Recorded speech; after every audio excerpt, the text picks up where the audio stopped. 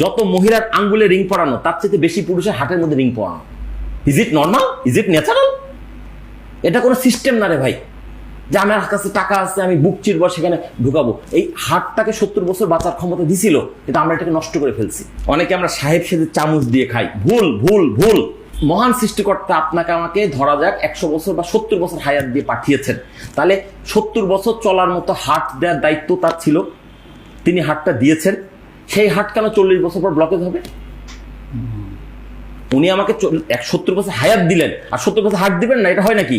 অবশ্যই উনি 70 বছর হার্ট দিয়েছেন, কিন্তু আমরা সেটাকে খাইয়া খাইয়া খাইয়া খাইয়া ভুল খাবার খায়, চর্বিযুক্ত খাবার খায় 40 বছর মানে হার্টটাকে অকেজো করে ফেলছি। পৃথিবীতে এখন যত মানুষের, যত মহিলার আঙ্গুলে রিং পরানো তার চেয়ে বেশি পুরুষের হার্টের মধ্যে রিং পরানো। Is it normal? Is it natural?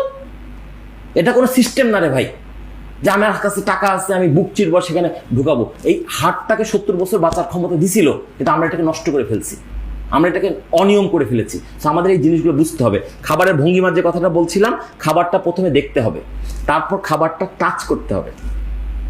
অনেকে আমরা সাহেব সেজে চামচ দিয়ে খাই। ভুল ভুল ভুল ভুল। আমি জোর দিয়ে বলতে চাই, খাবার হাত দিয়ে টাচ করবেন, কারণ যখনই আপনি খাবারে ভাতের দানা বা রুটি বা সবজি বা ফল আপনি হাত দিয়ে টাচ করবেন, এই হাতের নার্ভের মাধ্যমে ফিলিংসটা ব্রেনে চলে যাচ্ছে।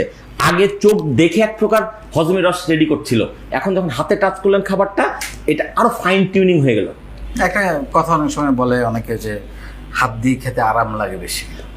স্যার আরাম তো লাগবেই, প্লাস এটার সাইন্টিফিক ব্যাখ্যাটা আপনি বোঝার চেষ্টা করেন। ছোটবেলায় আমাদের বাসায় রেডিও ছিল বড় বড়, একটা বড় কাঁটা দিয়ে জায়গা মতো আনতাম, তার ছোট একটা টিউনিং করে একদম নিখুঁত করতাম। তো আপনি যখন খাবারটা হাত দিচ্ছেন, চোখ তো ওই খাবারের দিকে চেহারা তুলে একটা ঠিক করছে যে এখন আপেল ঢুকবে, আপেলের মতো করে আমি একটা রস রেডি করি। যখন আপেলটা টাচ করছেন, তখন এই নার্ভ বুঝে ফেলছে আপেলটা কাঁচা না পাকা, বা কতটুকু পাকা বা কতটুকু ম্যাচিউরড, সেই অনুযায়ী হজমের রস রেডি করছে। তারপর যখন আপনি আপেলটাকে বিসমিল্লাহ বলে মুখে দিচ্ছেন বা চিবাচ্ছেন, দাঁতে দাঁতে ঘর্ষণ লাগছে, ওই দাঁত ওইটাকে চাপতে কতটুকু শক্তি লাগছে, জোর লাগছে না কম লাগছে, এর ভিত্তিতে আবার কেমিক্যাল পরিবর্তিত। বুঝছেন ব্যাপারটা? কতগুলো ঘটনা আমরা এগুলো জানি না মানি। আমরা খাবার ভাই, এই কি খবর, কেমন আছো, এই ওটা করলে না কেন, খাইতে খাইতে কথা বলতে নাই। কারণ খাবার খাওয়াটা ইবাদতের মতো। আচ্ছা, নামাজ পড়ার জন্য আপনি নিয়ত করে দাঁড়িয়েছেন, এমন সময় কেউ বেল দিল, আপনি কি অর্ধেক সূরা পড়ে গিয়ে দরজা খুলে আবার সে সূরা ধরবেন? তাহলে নামাজ হবে? খাবারটাও তো এরকম। দেখেন, একটা উদাহরণ দিয়ে বোঝাই, ঘটনা দিয়ে বলি। ইসলাম ধর্মে বলা হচ্ছে যে তোমরা কাউকে দেখলে সালাম দাও, কল্যাণ কামনা করো। এমনকি তুমি যদি একটা খালি ঘরেও ঢুকো, সেখানেও তুমি সালাম উচ্চারণ করো, হয়তো সেখানে কোনো ভালো জিন বা ফেরেশতা থাকতে পারে। সেই ইসলাম ধর্মে বলছে তুমি যখন খাদ্য গ্রহণ করবা তখন সালাম দেওয়ার দরকার নাই।